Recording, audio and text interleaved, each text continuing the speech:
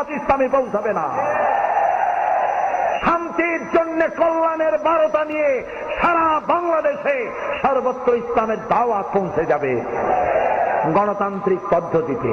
শুনিয়ে যাই কোরআন সামনে নিয়ে আপনাদেরকে, এই গণতান্ত্রিক পদ্ধতি মধ্য দিয়ে কোরআনের আইন বাংলাদেশে প্রতিষ্ঠা করার জন্য যদি 100 বছর জামাত ইসলামীকে অপেক্ষা করতে হয়, জামাত ইসলামী 100 বছর অপেক্ষা করবে, তবুও সন্ত্রাস এবং চরম পন্থা অবলম্বন করবে না, করবে না, করবে না।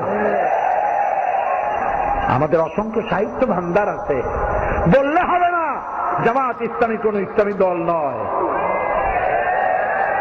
যিনি বলেন তিনিও কিয়ামতে উঠবেন, আমরা উঠব। আমি 50 বছর কোরআনে কারীমের খেদমত করি, আর 1973 সনে জামাতের রুকন হয়েছে।